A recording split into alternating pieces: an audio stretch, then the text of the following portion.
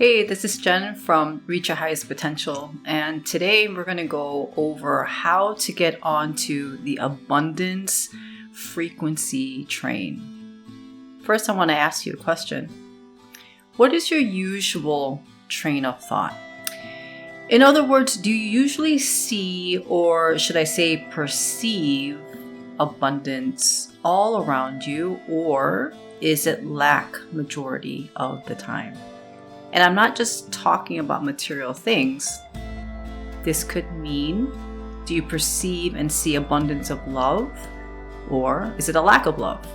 It could mean perceiving or seeing majority of the time an abundance of health, or is it a lack of health?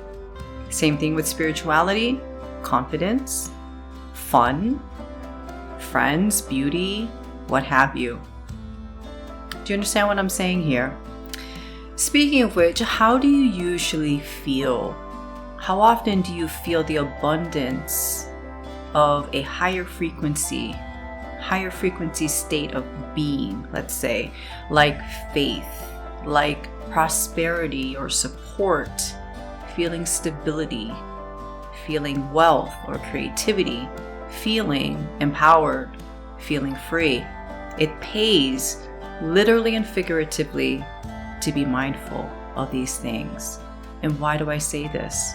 Because everything we see manifested in the physical is an effect that was caused by a persistent thought and feeling. So focusing specifically on money, okay, Napoleon Hill has said in Think and Grow Rich that poverty consciousness will voluntarily seize the mind that is not occupied with money consciousness.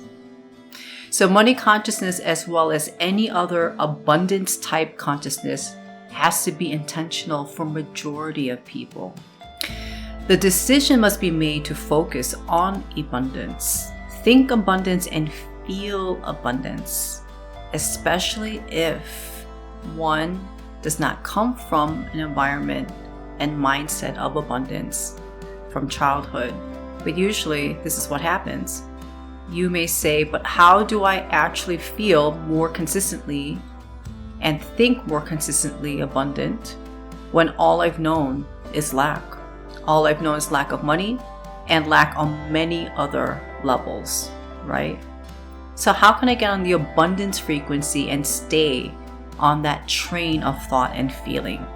Before I get into that, I first want to highlight this quote from Nikola Tesla, the famous genius and inventor, where he said, quote, "If you want to find the secrets of the universe, think in terms of energy, frequency, and vibration. Say that to yourself at least 100 times to get this into your mind in a deep way. Quote, if you want to find the secrets of the universe, think in terms of energy, frequency, and vibration." And this idea alone, when fully internalized and actualized, will change your life. It first starts with imagining something, and it may be something different from what you have only known your whole life. Let's say someone did not grow up with a lot of encouragement in their early years. That person would need to start imagining what it would have been like to be encouraged. They would need to feel what it would feel like to have been encouraged within the workshop of their mind. At that very moment, when they tune into that frequency of being encouraged through their imagination, through their thoughts and their feelings, that person actually created the reality of encouragement. So notice how frequency is related to feeling and emotion. It will take a persistent thought and feeling of encouragement to cause the physical manifestation of people, circumstances, and situations that reflect encouragement, the manifestation of being encouraged. But what do most people do? They wait for external situations to change how they feel. And this is actually the trap. This is why, on a very unconscious level, and the majority of people don't know it, but they are accepting poverty as unavoidable. This is a mental thought loop deep in the unconscious mind that Andrew Carnegie had instructed Napoleon Hill to be very careful of. This is a very unconscious mental program. For example, a person who has not yet learned Nikola Tesla's quote or heard of the universal law of cause and effect, they're just ignorant to it, that person, because they haven't expanded their mind yet, would wait to see their bank account increase in order to feel more prosperous. But it's actually the other way around. They would have to think and feel the prosperousness first.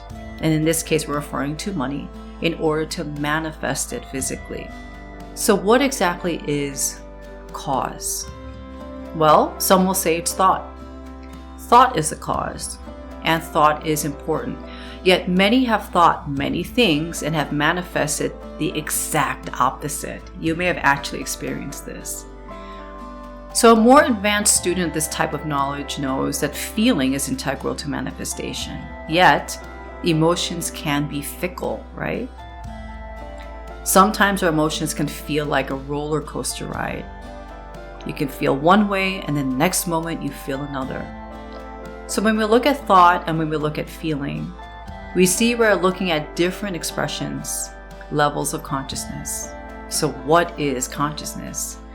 You can define consciousness as an awareness of something by a person. So the heart, the emotional level of consciousness, and the mind, the mental level of consciousness, they need to be in coherence with each other.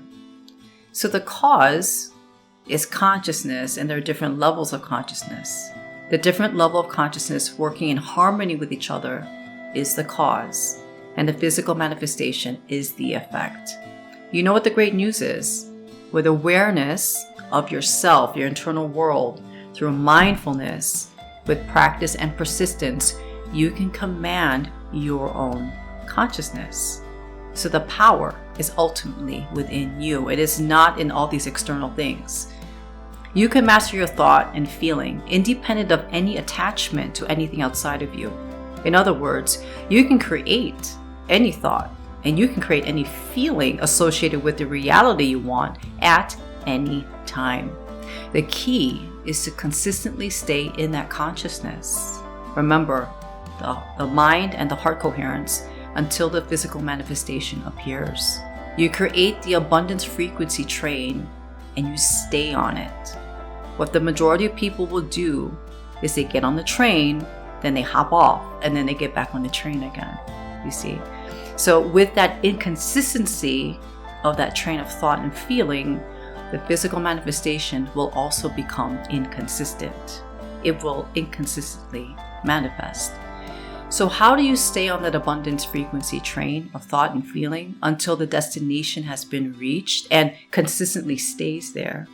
Here is a golden tip. Once you've honed in on the feeling, you want to find the evidence of that frequency in your immediate reality, in your immediate surroundings. For example, let's say someone wants to manifest having a more active social life and wants to have more friends. When that person thinks about that reality, they feel the emotion or frequency as feeling connected and having fun. A person would look for evidence of connectedness and having fun in their life now. That person doesn't have to wait to have friends to feel connected and to feel fun in their life. I hope you're catching on to what I'm saying here. Remember, consciousness first, then physical reality. I will say that this isn't always easy though. We can get triggered out of the frequency or emotion that we seek quite easily actually until we learn to get back on the train. So here's a hint. Overcoming emotional triggers requires healing memories. You can watch the video that I have made on that particular topic. So let's go back to abundance. When we think and feel abundance, what usually comes up in your mind's eye is plenty, right?